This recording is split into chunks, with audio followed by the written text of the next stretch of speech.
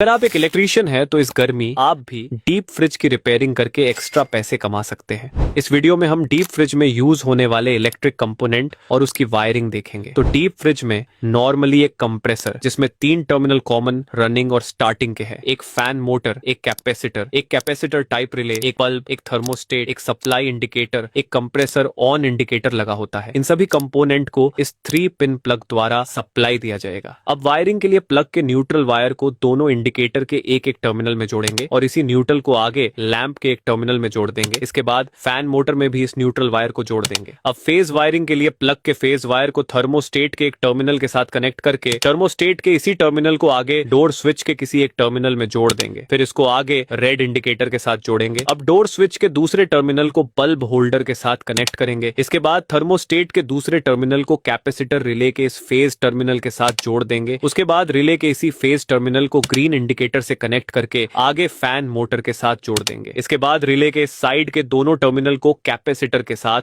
जोड़ देंगे।